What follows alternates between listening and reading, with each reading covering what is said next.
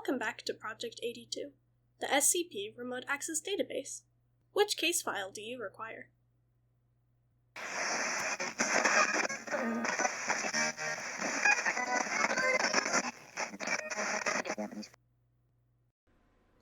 Item number SCP-288. Object Class Safe. SCP-288 is to be kept in a locker, with only security personnel of Level 2 clearance or higher given the combination. They are currently contained in the small velvet-lined black box they were retrieved in. Personnel who have worn the rings during testing are to undergo full psychological exams afterwards, and their experience is recorded. SCP-288 consists of a women's engagement ring, hereafter referred to as SCP-288-1, and matching men's band, hereafter referred to as SCP-288-2, both silver in appearance, the ring containing a small diamond. They are relatively plain and bear no marks as to their origin or make, but staff routinely describe them as seeming like very nice wedding rings, if a little plain.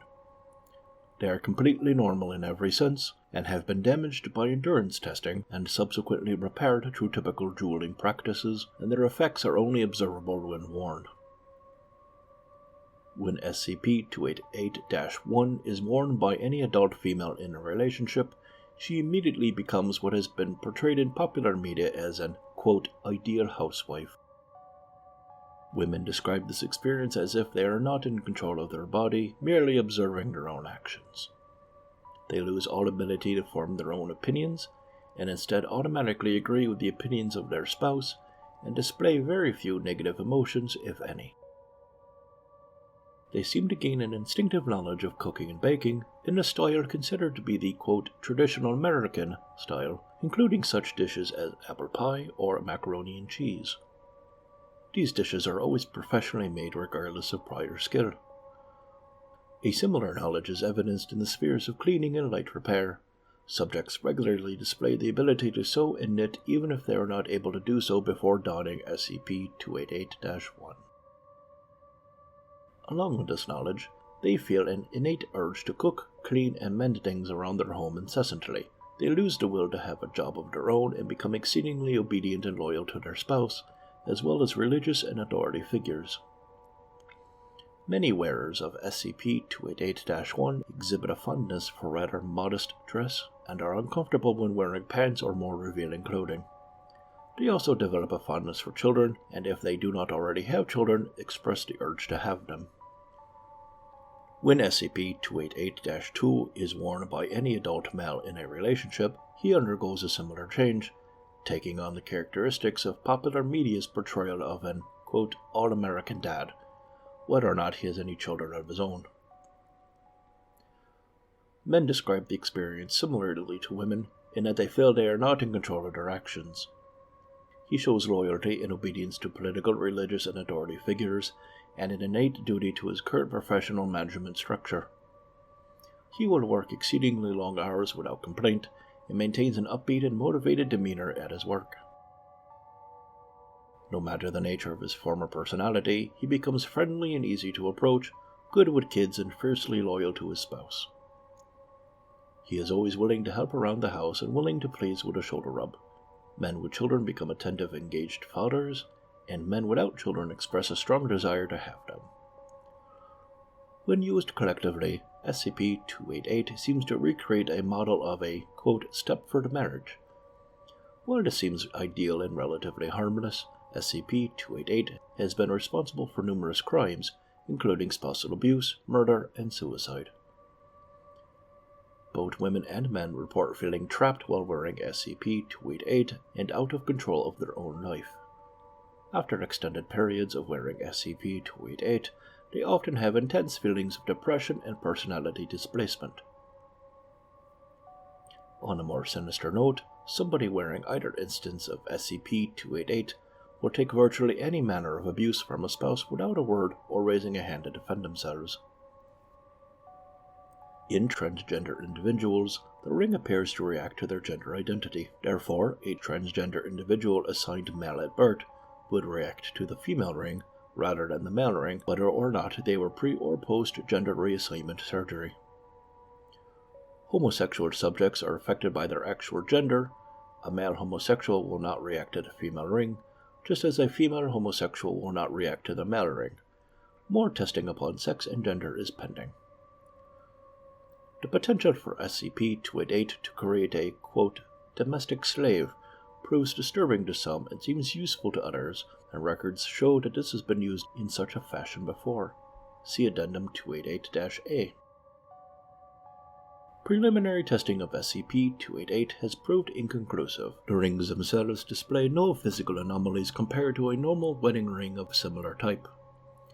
It is theorized that the rings profile their subjects mimetically, drawing on the experiences present in the subject to influence their behavior upon activation. This theory is supported by SCP-288's ability to differentiate subjects based upon their self-perception of gender rather than their physical sex. SCP-288 was discovered by DragonRise in... Thankfully, her boyfriend grew wary of her extreme mood changes and called the emergency SCP contact number she had left for him, delivering SCP-288 into the Foundation's hands. I'm just glad I got suckered into it before somebody else did, even if it was horrible. DragonRise. It should be noted that both instances of SCP-288 resist being separated, and wearers may feel compelled to buy or even steal the rings in order to keep them nearby. Addendum 288-A. It has been revealed through extensive backtracking of SCP-288's history that it has been associated with upwards of 25 instances of homicide, between 13 and 15 suicides, and 2 reported cases of spousal abuse.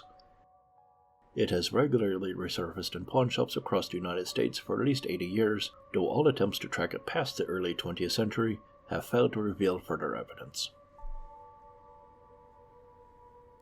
Thank you for your help. You're welcome. You didn't mind that, did you? Oh, good. I want to keep everyone's spirits up. Testing can be very stressful. Case file ends. Which case file do you require?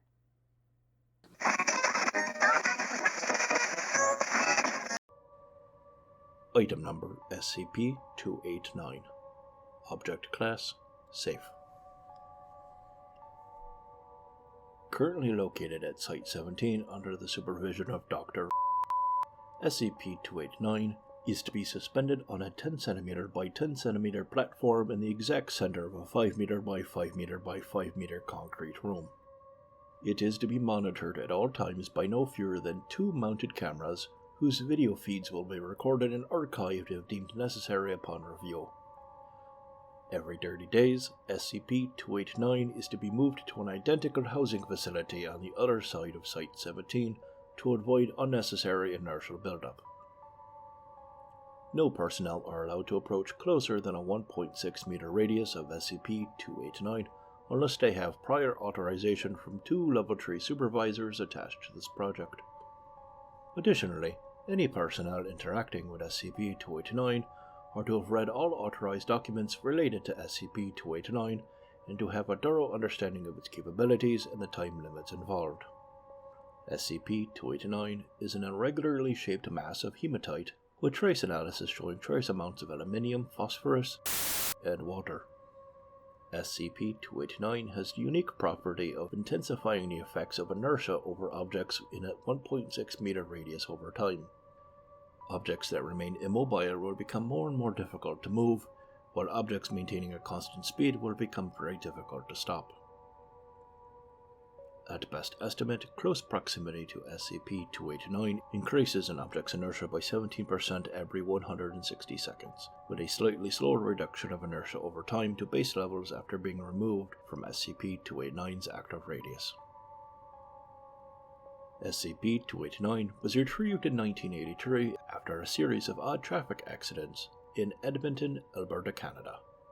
On 1983, a small car sped uncontrollably through the city for 17 minutes until it finally impacted with the side of a butcher's shop and was stopped. All objects located inside the vehicle either exited through the front windshield or were forcibly pressed as far towards the front of the car as they would go. The driver, who remains unidentified, was announced dead at the scene and eventually loaded into an ambulance with some difficulty. On the way to the hospital, the ambulance shared a similar fate as the previous car, with the driver reporting sluggish turning and braking at first, followed by an inability to turn or stop at all and an intense feeling of being drawn forwards. The ambulance came to a stop after plunging into the North Saskatchewan River.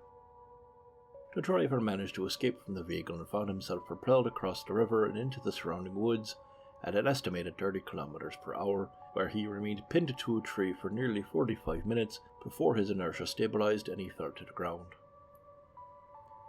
SCP agents arrived within the week to retrieve the ambulance's contents and were able to identify SCP-289 as the source of the disturbances.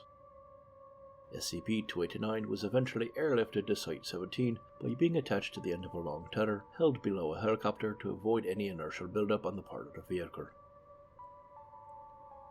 Addendum: those with proper authorization to research the properties of or interact with SCP-289 should see Document 289-01 for full safety procedures. Document 289-01 Testing Safety Procedures. The radius of SCP-289's action is precisely 1.6 meters. There is never to be more than one person inside this radius at any time. Human interaction with SCP-289 is not necessarily dangerous, but stringent time restraints are in order. No Foundation personnel are to be inside the active radius for more than 90 seconds. During this time of exposure, personnel are advised to alter their speed, acceleration, and position as often as possible to avoid inertial buildup. Objects to be subjected to SCP-289's active field should ideally be introduced to the field by automated means.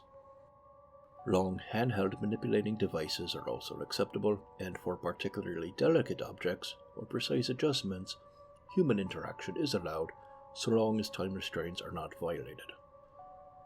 Retrieval of stationary objects that remain inside SCP-289's active field for more than 800 seconds is nearly impossible.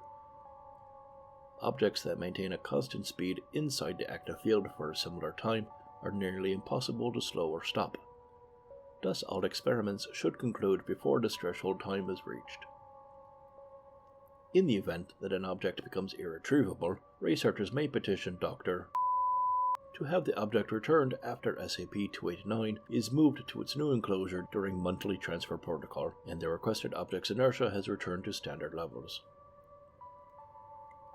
Transfer of SCP-289 from Holding Area Alpha to Holding Area Beta or back is to be performed every 30 days. During this procedure, Hallway 121 is to be completely evacuated and all adjoining doors are to be locked at Security Level 3. SCP-289 is to be removed from its suspended platform and placed inside of one of the rubber spheres located in the adjoining storage area. The sphere is to be rolled down the hallway toward the opposite holding area at a speed of no greater than 0.5 km per hour, which should remain steady for the duration of the relocation. Once the sphere comes to a stop, SCP-289 is to be removed and placed on the new suspended platform.